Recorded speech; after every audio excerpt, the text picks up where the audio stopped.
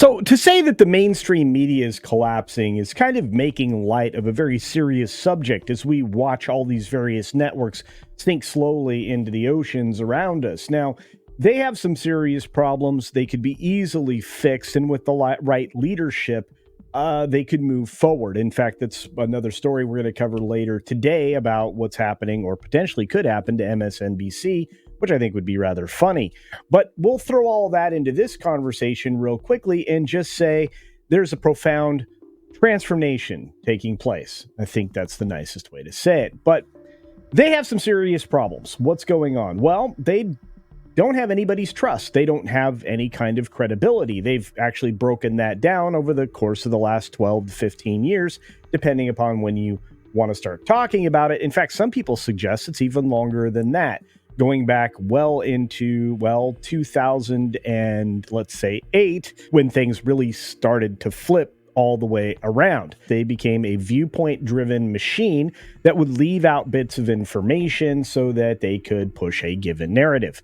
It became activism journalism and not journalism by any other previous definition. Now, trust in mainstream media has hit a low point. I've covered it here on my channel multiple times. There's only 32% of Americans expressing confidence in the media's ability to report news fully, accurately, and fairly. They just aren't doing that. And that just is based on recent polls. These numbers go down every year. And the decline in trust is steeper, actually, among Democrats. In fact, this number has dropped quite steeply, including this year, an 18% drop in trust over the previous year. That's an awful lot of faith lost, especially from, a group of people who seem to border on believing whatever they're told.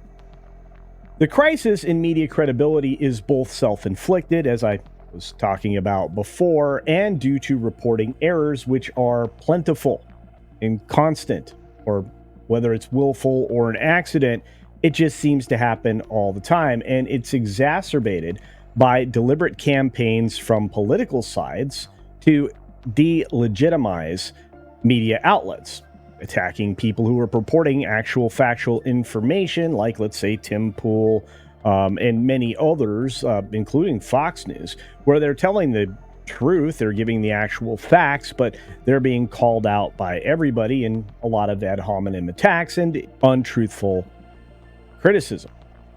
Now, because of all of this, we've got financial struggles and we've got job cuts. This has been happening now for a while. I've been reporting on layoffs from everything from BuzzFeed to Vice, and you're watching these entities shrink very quickly. The digital media was the future until they sabotaged themselves. So major media organizations are now involved in this, and they have been cutting jobs at an accelerating rate. For example, CNN and MSNBC have significant drops in viewership, and the declines are somewhere between 30 and 54%, respectively. And post-election, they've got even more troubles on the way. This is correlating with some staff reductions that we've seen recently in the press. The Washington Post, Sports Illustrated, and many others have also announced big layoffs. Now, Sports Illustrated is a shadow of its former self. It's held by basically a name holder that, pimps itself out for whoever wants whatever news they would like to have, which is a shame.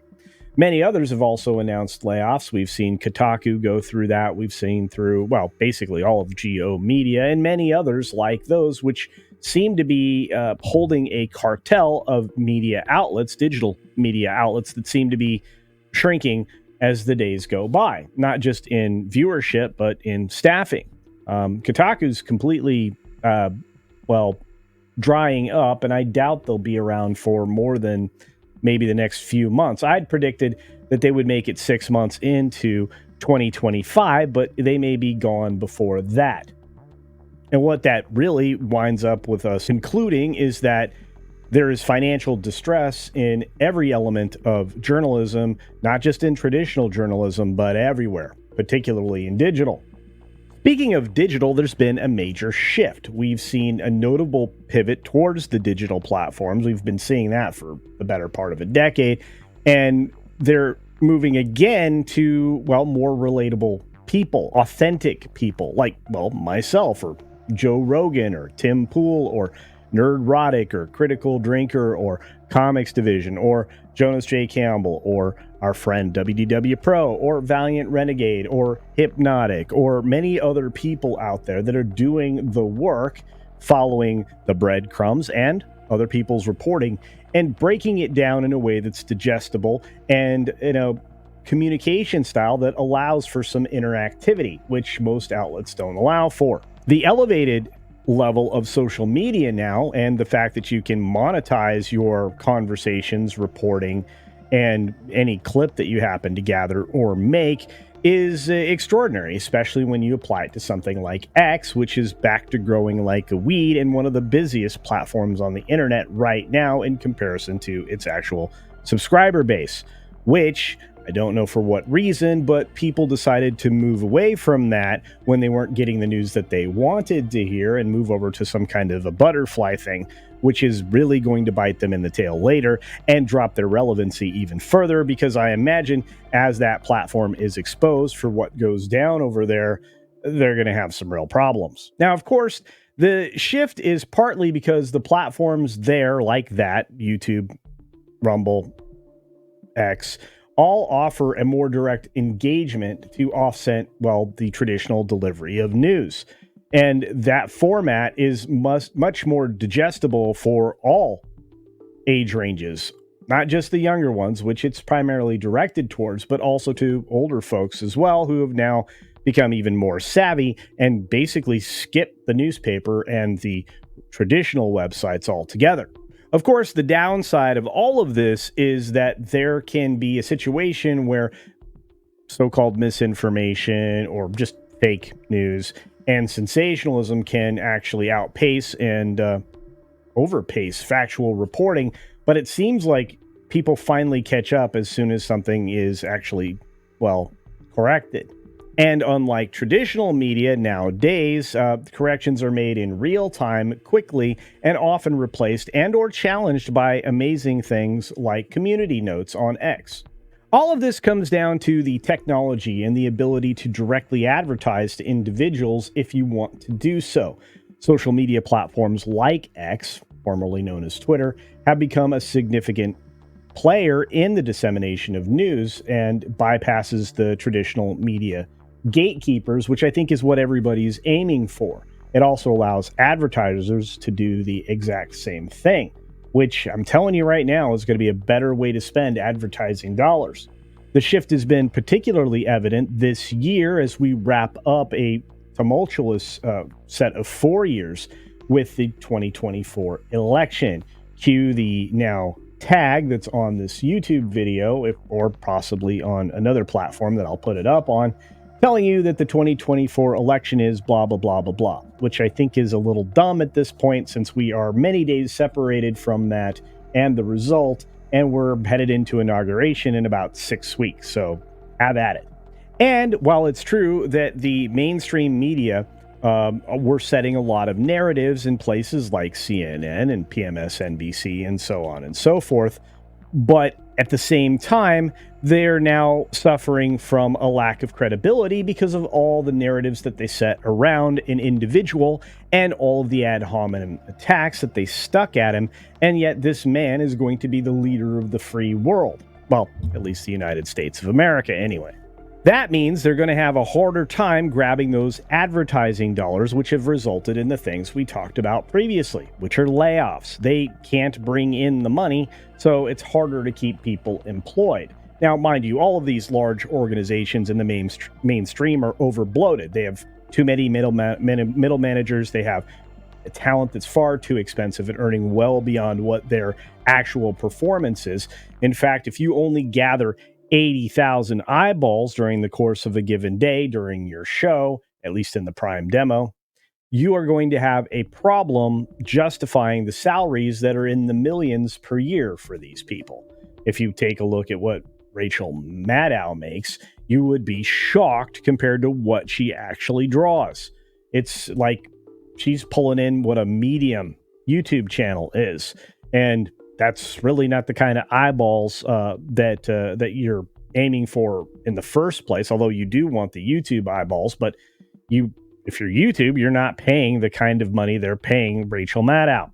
They're actually not paying enough. That might be worth a conversation in the future. Anyway, advertising revenue obviously is a mainstay of the traditional media, and it's basically been moved forward by the tech giants, which are actually now replacing most of the traditional media sources and broadcast journalism. So that's straining the traditional news companies from the resources that usually finance them. It's kind of a victim of a success and a drive to push things into an area where you think you're going to win, and you absolutely get wrecked. I blame everybody that's involved in the big studios, news gathering organizations, etc., and even cable for creating a problem that I don't think they can solve. They're basically creating their own obsolescence, and bigger and better tech is going to replace them. Of course, while I sort of mentioned this before, there is something to the political bias and audience alienation that's been happening in the mainstream. There's a perception that the mainstream media has become more aligned with certain political ideologies. We all know who we're talking about, since over 90% of the mainstream is tipped to one side. But post-election discussions are highlighting how media coverage has actually changed a lot of people's minds. The perception as overly negative towards Trump, it's not really a perception, it was an actuality, and overly positive towards Harris has contributed to viewers turning away from traditional news, whether it was at the time that was being done or post-election when they're looking back at everything that was said and they're like, that wasn't true at all. The discourse around all of this, of course, is intensified as the narrative's being formed, and seemingly is true, that the media around us is collapsing. Well, old media anyway. So now we're at the point of, innovation, the future of journalism, which, guess what? It's us. And while I already did a video about that, if you want to find that right up there, feel free. But I really have to tell you, I feel like part of the new wave of journalism. And I'm proud to be here, which means I'm going to be doing my level best to always give you accurate information. And when I make a mistake, I will make sure you know right up front, because I think that's one of the most important things you can do. One of the other reasons I like what I do is because I can be corrected in real time, and I'm not above being corrected, which I think is a different attitude than what you'll get out of traditional journalism. They'll bury their retractions back on page 18. Nobody's going to, because they don't want to look past the want ads. But I do it right up front, or as soon as I'm possibly made aware of an error. Nowhere else is this done in quite as an expedient form of correction. It's just not possible, and for those mainstream folks, undesirable. You don't have to go looking any farther than something like Substack, where a lot of people have recently moved. And while there'll be a level of success and a huge level of failure there, like any other business entry there is in the world when it first becomes the new thing, you're going to find that those journalists can operate with complete autonomy. Again, they're us. So we work on our own time frame. We work at our own pace, often way harder than anybody that works in the traditional media, for longer hours, for probably, less pay, at least if you're working at one of the big ones.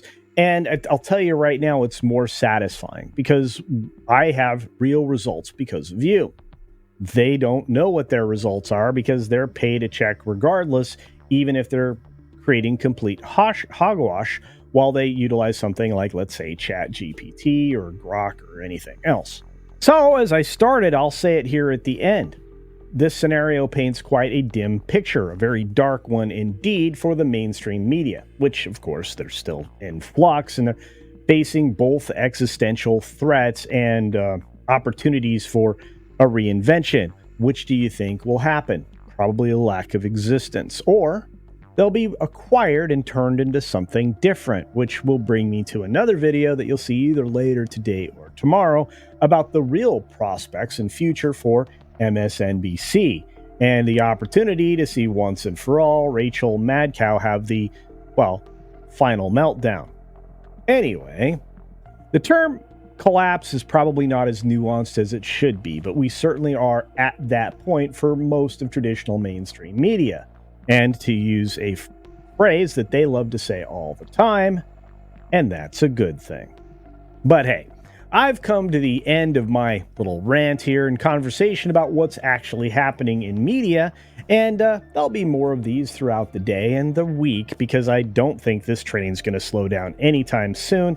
And I think a lot of these corporations and billionaires that own these entities are reevaluating the way that they're running right now. At least we've come to believe that the Los Angeles Times and even the New York Times are going to have to redirect the rudder on the ship to maybe turn it around and head into the direction of unbiased or at least balanced coverage. But let me know your thoughts down in the comments section below. Do you think there's any hope for what's left of mainstream media? Do you think we are legitimately in absolute collapse for most of these entities?